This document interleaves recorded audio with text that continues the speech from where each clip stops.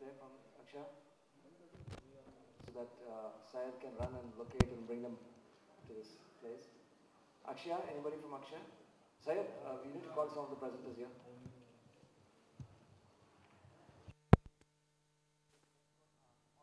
Okay,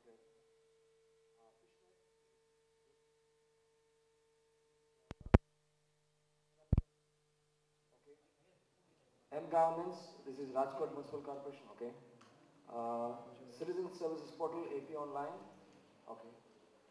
Jeevan, Department of Information Technology, okay. So there's only one person missing. Syed, can I have your help here, please? There's one person who's not been able to find this hall. Achaya. Not Achaya, this is, I think, this is the Sri Lankan one, SMS 1919. Okay, sorry. I think it's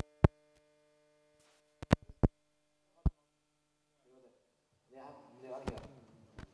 Okay.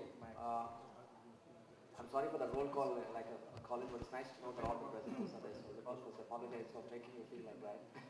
And let me reintroduce myself. I'm Rajan Varada.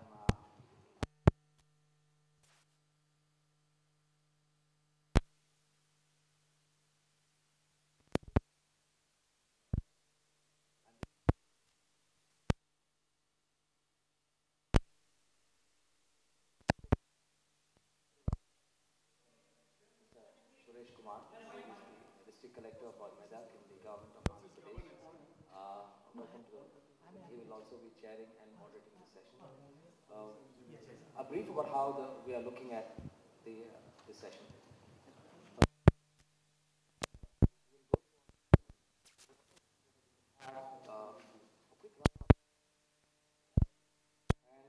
Look at how can we come up with some 10-point recommendations that we can put together. So then how do we really look and address public service delivery? Because and I would like the presenters themselves to think about this together, because you already have done work in this area. And I think your collective minds will actually throw up some of the issues which maybe others may not have addressed. And I think it's a good way for us to say, look, if you're looking at ICTs, you're looking at public service delivery, can we all come up with some recommendations that we give to the council? So I think that would be the focus. So I also, of course, Suresh Kumar, a lot of wisdom which is gathering on a daily basis and judging some of the work that we're now putting in. That's one. Welcome you all again, and yes, it's so.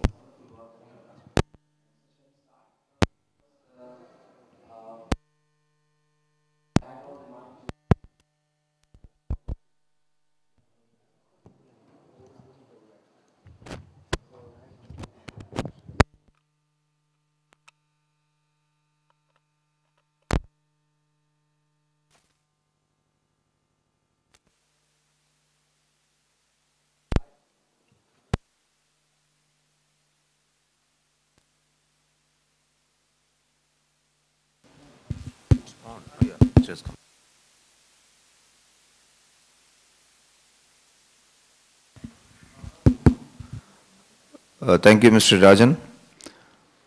In fact, this is the first session which we are starting today, governance, public service delivery and digital constituencies. I am sure most of you who are here to present your projects have vast experience in this field, and after long years of thorough research and field experience only you would have come up with these projects. So in this context, we are very eager to see your presentation and hear you. Before just a brief introduction, as part of the brief introduction, we all know that after all, any technology, today we are talking about ICT, ultimate aim of all this technology is the good governance. So the topic today is very, very relevant. And good governance for vast majority of people, it is through the public services. It is the government services, it is the public services which will touch the poorest of the poor people at the grassroots level. Though we know that this ICT cut across private sector, public sector, NGOs, various fields. But the importance or the maximum relevance of ICT and the maximum benefit which we can derive is through the public services, government controlled services. So there it's very important for all of us. And what we see, even in the introductory session it was being told, the number of public services, ICT enabled services which will reach the poor are very, very less even today. In spite of a lot of advancement in the private sector or many areas, still we as a country in India, we are very, very backward in that. We don't have many. We are having only few examples in some parts of the country, but we have to go a long, long, long way. So I'm sure that some of your presentations, which you are doing in a district level or in a taluka level or at a state level, has to be replicated, has to be expanded throughout the country to reach each and every village. That's the main challenge. My limited experience in this field, because I am collector for last about 8 months in a district called Medak near Hyderabad, so which is better known for its industrial area, including BHEL, ordnance factory, and so many other industries. But it is unique that it's one of the most backward district also in the state of Andhra Pradesh. And the main challenge, like any administrator, which I find was that the large number of petitioners who regularly come to the collectorate, and we have something called a Praja Darbar or a grievance redressal day on every Monday. We get about 250-300 people on an average every Monday. And majority of them will be coming from far off places, spending their whole day, 4-5 hours traveling, and maybe more than half of the petitions won't get redressed on that particular day. They are just coming to hand over their petition, and then again they may come back again the next week. So this was actually in fact taking a lot of their time, energy and money and all. So what we try to develop a simple software, and similar experiments have been done in many districts by many people. But many places, you know, we are not able to go beyond a certain limit. Here what we have done is, with the help of course, Rajan and the UNICEF state office, we have developed a small program wherein all the voice call, anybody making a phone to a designated number will be registered, will be recorded, and also the details will be entered into the system by an operator. And immediately after that process is done, the system will generate automatic SMS. One will go to the petitioner indicating his petition number and the officer to whom it is forwarded and within what time it will be addressed.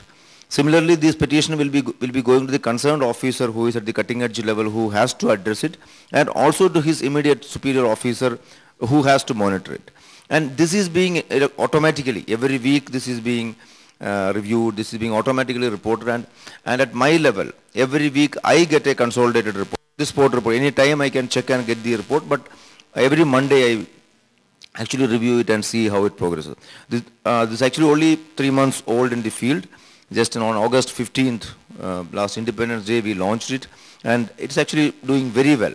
So now at the next level, we actually want to actually take it to all the districts in the state. That's what we are trying it. It is a software developed in the open source system, and that's it. As an introduction, this is what I want to say, because it's a small intervention, but it has a huge impact. The visible impact was that the number of petitioners who were coming for the grievance day has come down drastically within a span of 3 months. From 250, 300, it has come down to maybe 100 to 150. Still, it can come down. So this is one main thing, which as an introduction I want to tell.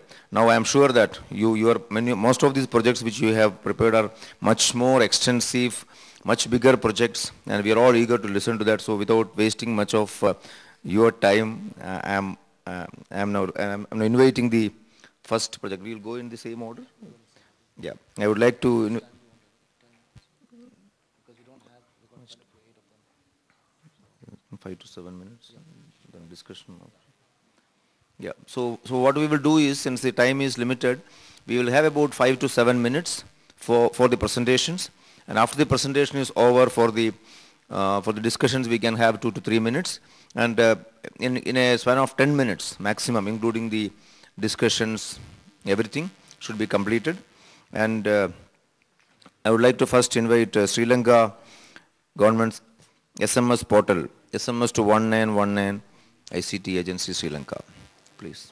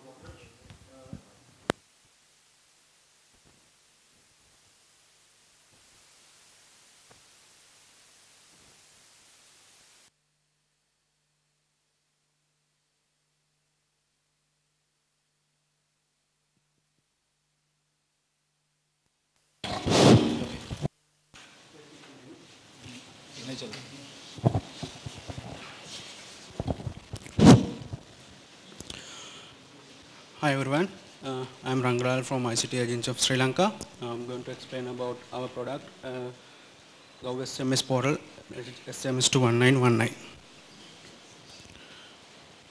Actually, this is a government SMS portal which is developed by ICT Agency of Sri Lanka by using free and open source product. And it is already connected mobile service providers, and we are having our own SMS gateway.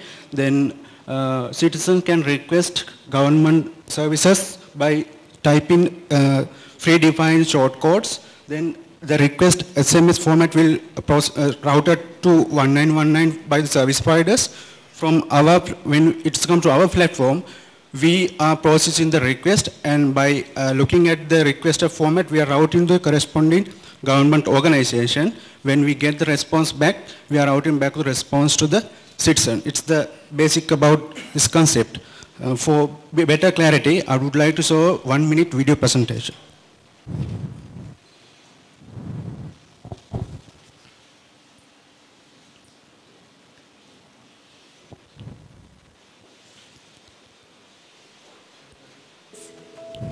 Now, citizens can request for government information and services via SMS by using few keywords. It creates the space for citizens experiencing the true mobility of government services. GovSMS is linked to many of the government departments to provide information on real-time online basis. 1919 is the unique short code across all the mobile and CDMA operators for GovSMS, so that it brings unified and seamless user experience across the service providers. GovSMS, government at your fingertips. Okay. Let me explain what is this product is important for us country like Sri Lanka. This is the data collection from TRC of Regional Telecommunication and Regulation of Sri Lanka. This is the usage of mobile, internet and fixed line. Fixed line means CDMA. Even though it is a mobile technology, according to the license of Sri Lanka, it's considered as a fixed line. More than 65% of population of Sri Lanka is using mobile phone. Most of the mobile phones are basic feature phones and they support SMS features. If you can use that technology to deliver information and data to citizens, it is the most convenient way to deliver information and data to citizens. And today our internet technology usage is less than 10%. And this is our mobile coverage. The area shown by green color is shows covering one or more service providers. Currently altogether we are having 8 mobile service providers delivering their mobile services. all mobile service providers are connected to 1919. That's 1919 is the most popular number within the Sri Lanka because people are calling to 1919 to get information from the government information center. And due to high degree of citizen inclusions and since the services provided through SMS is considered as a high citizen inclusion solutions. And we had a discussion with all mobile service providers. They agreed to not to charge any fee from the government connecting their SMS centers with our government GovSMS platform and not charging to the outgoing SMS. That means a reply from the mobile originator's message. And at the same time, they agreed to provide these services to citizens for the nominal charge without adding any premium cost on the basic SMS charges. And this is our platform, and we have a government private network called Lanka Government Network. On top of that, we have developed a software infrastructure called Lanka Gate. Is it the single web window for all the government services? And we have our own country portal on our data center, that is the center of the Lanka Government Network. We have installed our GovSMS platform. All the key government departments are now connected to the LGN, so all the government department has freely available this GovSMS platform to deliver their services through SMS. And this our government policy, what it says, it says that all the government departments or organizations should provide as much as possible services to this SMS, and they should use this platform to deliver their services to citizens via SMS. Then that encourage to government, and we are educating all the government organizations to use, then how to use this infrastructure to interact with all the citizens from out of the country, in the country. In the future of expansion of this service, actually we have a problem with accepting electronic payment for the government services. Now, government of Sri Lanka accepted electronic payment services. There is an agreement, the cabinet has approved it. And Central Bank of Sri Lanka has set up some guideline for the mobile payment, especially for the government sector services, not the private sector services. And they have provided a guideline. Now we are in the process of evaluating payment service providers to connect with GovSMS platform to route payment related messages. At the same time, we have developed and designed this infrastructure by using existing infrastructure.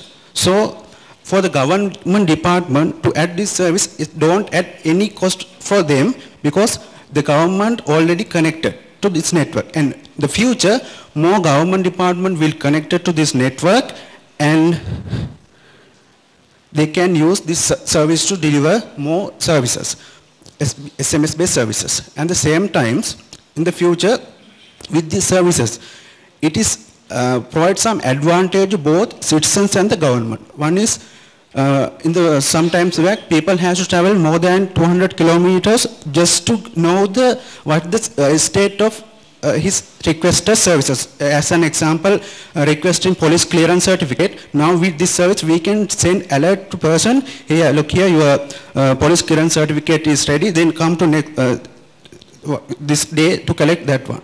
And the satisfaction level of the government also increased. So there's direct communication with the citizens through SMS. And with this platform, it provides to deliver intelligent and more citizen-friendly services through this platform, which are not possible through traditional delivery channels. And actually, it's a short presentation about GovSMS platform. If you have any question or ask at the later, no. Thank you.